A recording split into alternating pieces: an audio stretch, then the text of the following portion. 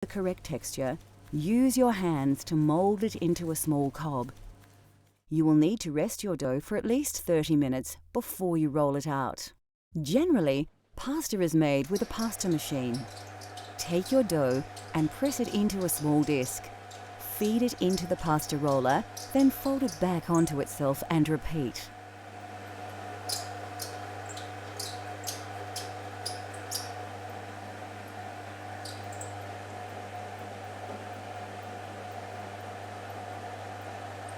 Keep rolling the pasta dough out until you have a long, thin sheet of pasta ready for cutting.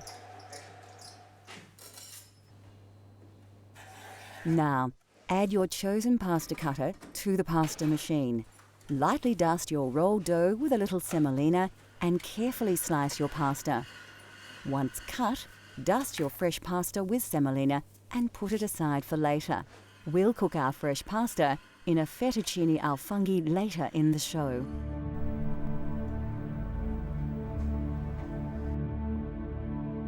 Anybody who has eaten Italian food will recognize the essential herbs and spices that add unmistakable characteristics to any dish. The most common herb in Italian cooking is basil. Crushed basil leaves combined with oil, garlic, and pine nuts create the famous pesto sauce. Basil is regarded as the perfect complement to the flavor of tomato sauce and works well with pasta. Another herb used widely in Italian cooking is oregano. Offering a complementary flavor to basil, it is also commonly used in tomato-based dishes. Of course, garlic features heavily in Italian cooking right across the country. Fennel seeds lend a distinctive aniseed flavor to roasted meat or fish. Rosemary makes a wonderful addition to roasted meats and vegetables. Often included in salads and dressings, sage is probably most famous as the key herb in saltimbocca. Italian parsley is recognizable by its distinct flat leaf. Parsley is used in many meat dishes, soups and stocks. Italian food is most richly flavored with herbs, but of course some spices do feature prominently. Coarse sea salt is used across the nation, although some regions, like Tuscany, use it very sparingly.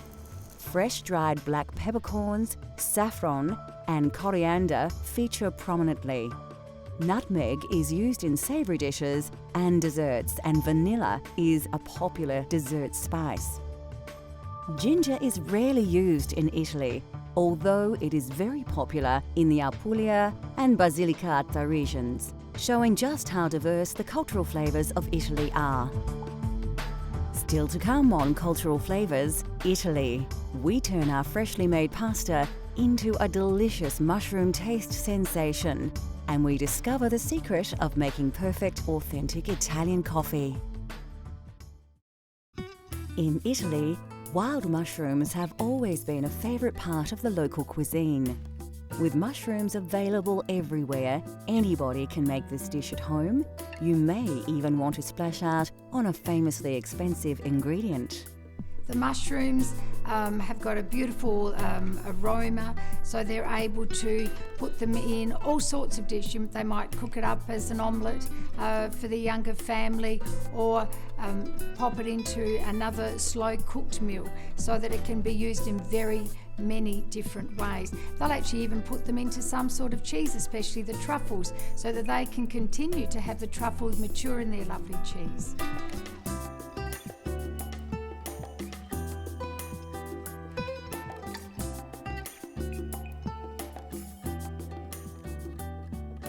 For this dish, you will need a selection of mushrooms. You can use fresh local varieties or a combination of fresh and dried.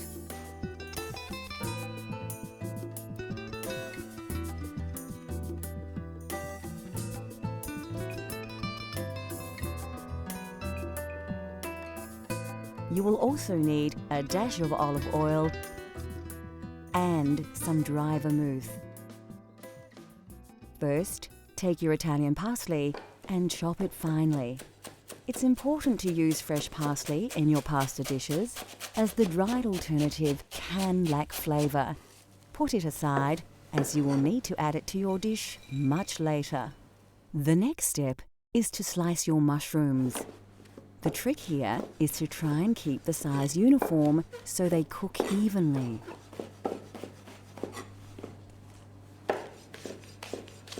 Remove your dried mushrooms from the water and squeeze off the excess moisture. Then chop them evenly. Keep the water, you will need it later.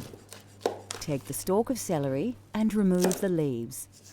Chop into lengths, slice along the grain, then finely dice into small blocks to avoid large chunks of this strongly flavoured vegetable masking the delicious mushroom flavours. Next, chop your garlic and slice your red onion. Put the ingredients aside and heat up your pan. So, to prepare the sauce, we're going to start with a nice fry pan, a little bit of oil. We want the oil to get nice and hot, almost smoking. The first thing we're going to add is our mushrooms, so they get a nice bit of colour on them. Brings out all the nice flavours, so they don't go soggy. After the fresh mushrooms have braised a little, add the dried mushrooms, then the celery, onion and garlic, and a sprinkle of salt. Reduce the heat and cook it gently to bring out all the combined flavours. Add a dash of vermouth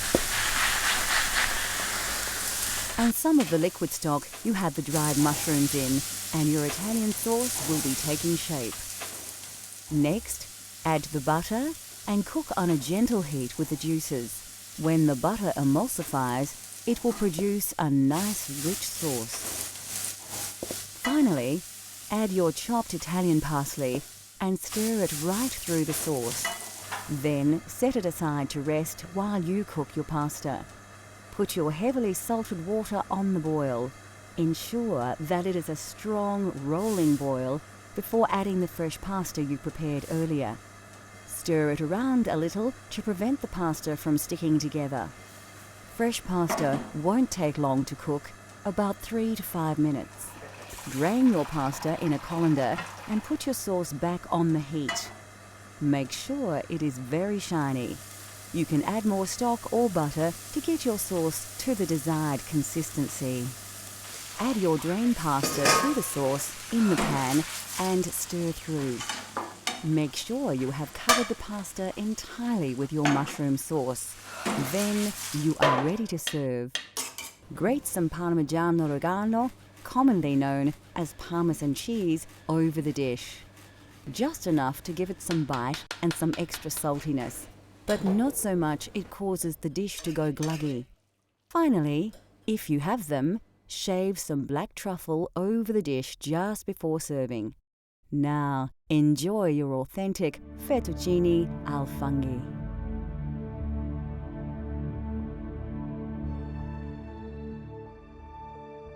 Italy is said to be one of the healthiest nations on the planet, and this is in large to do with a healthy diet, rich in vegetables and vegetable oils. Of course, the most important vegetable in Italian cooking is the tomato. There are many varieties of tomato that are used in soups, sauces and pasta dishes. Brought to Italy in the 18th century, the tomato has become synonymous with Italian cuisine. The Italians love fresh vegetables and are famous for their salad dishes. Brought to Italy in medieval times, cucumbers are now part of Italian culinary culture. Root vegetables like carrots, radish, turnips and beetroot all feature prominently in Italian cuisine, as do onions and leeks.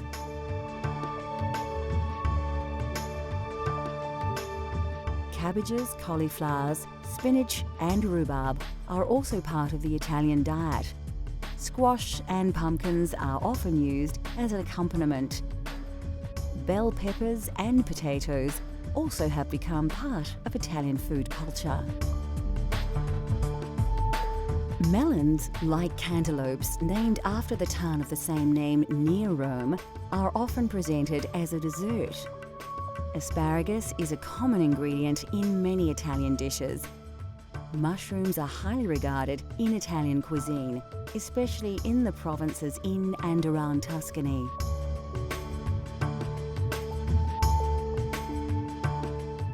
Of course, Italian cooking features all kinds of mushrooms, especially the porcini mushroom, but you can use local varieties in your own Italian-inspired dishes.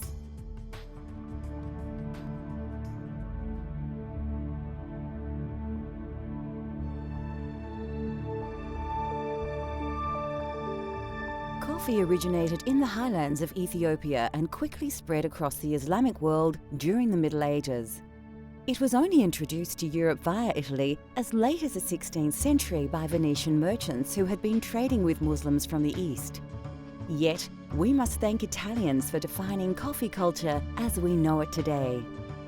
Italians are deeply passionate about their coffee, so naturally the quality of bean is exceptionally important. Coffee comes in two varieties, and Italians overwhelmingly prefer Arabica over the cheaper Robusta bean.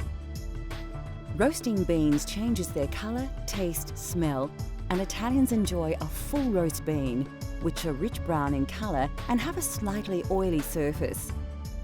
Italian baristas have created a wide range of ways in which to enjoy coffee. Cafe Espresso is brewed by forcing hot water under pressure through finely ground coffee. This process produces a highly concentrated shot of coffee, which actually forms the basis of many other drinks, such as a macchiato, which is simply a shot of espresso marked with a small drop of steamed milk.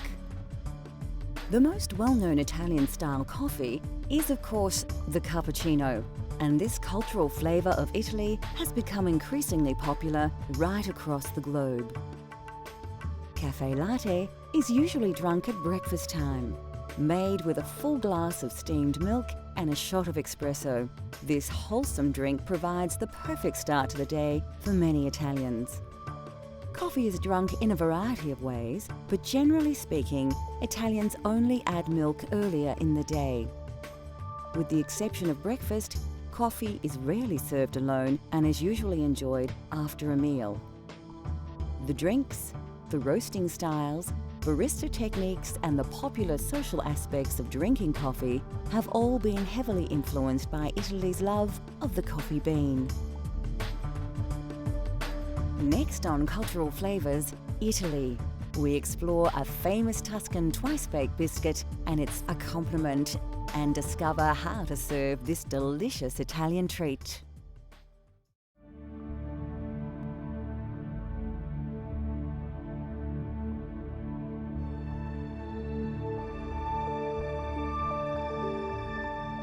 There are hundreds of types of pasta, but generally authentic pasta is made from durum wheat flour or semolina, which accounts for its yellow tinge. Durum wheat is believed to have been introduced to Sicily by the Arabs in the 7th century, and pasta has become the national dish of Italy. Of course, fresh is best, and authentic Italian pasta has texture and flavour characteristics that is difficult to replicate with dried alternatives. Having said that, there are a multitude of dried pasta options that keep well, so it has become a staple in many kitchens across the world.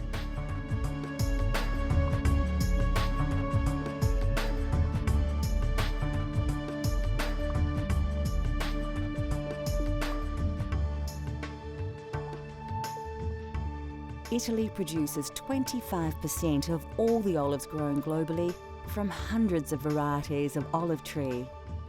Olives in the south of the country produce the majority of olive oil thanks to its climate. In the north, due to the frosts, olives must be harvested much earlier, so their yield is much lower. Olive oil is often used like butter as a topping for bread and for cooking. Olives are eaten on their own, as an accompaniment, in salads and also cooked dishes. Italian meals often feature breads, and there is a wide range to choose from.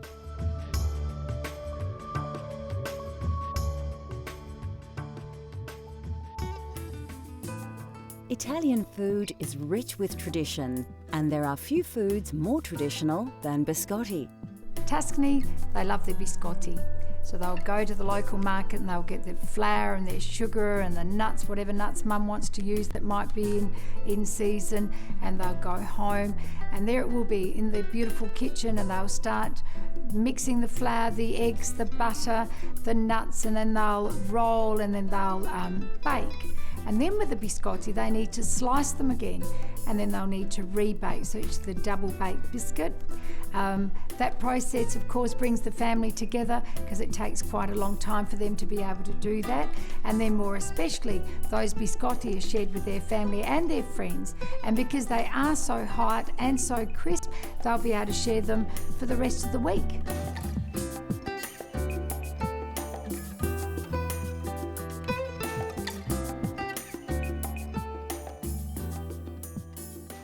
You won't need to look too hard for the ingredients in this recipe.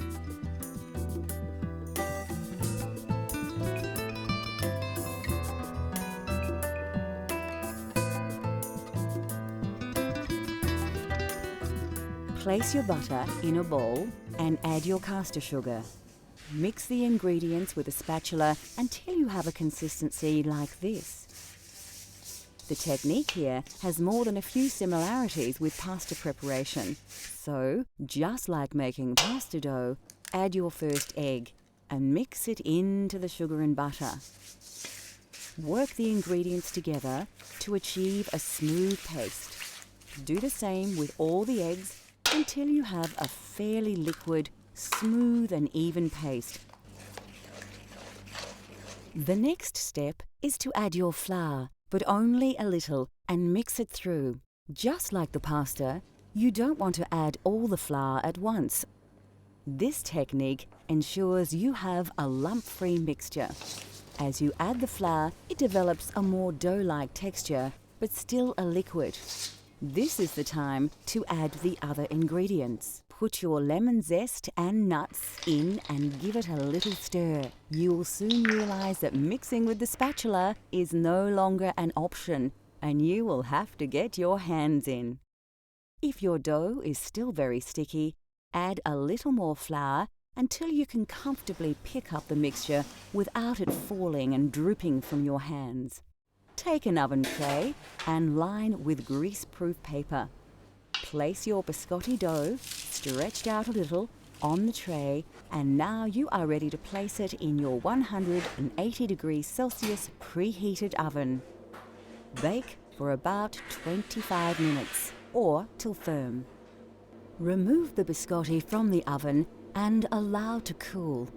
When your loaf has reduced in temperature and feels firmer to the touch, you can place it on a cutting board and begin to slice into biscuits. Keep the slices thin and even. Lightly dust your papered oven tray with caster sugar and place the cut biscuits on the tray. Proceed to dust these with a little more caster sugar. Place back in the oven at 160 degrees Celsius for about 10 minutes. Your biscotti is now ready to serve, and there is no better way to enjoy biscotti than the traditional way. Although delicious on its own, biscotti is traditionally served with Vinsanto, or holy wine. You dip the biscotti into the Vinsanto and eat the biscuit, then dip again. Biscotti and Vinsanto are cultural flavour of Italy that you can enjoy at home. In a world where food is more often just consumed rather than savoured, Italian cooking has shown the way with simple, elegant dishes, uncomplicated flavours, and lightly seasoned sensations. Join us next time as we take you on another gastronomic journey so you can experience the tastes of the globe at home.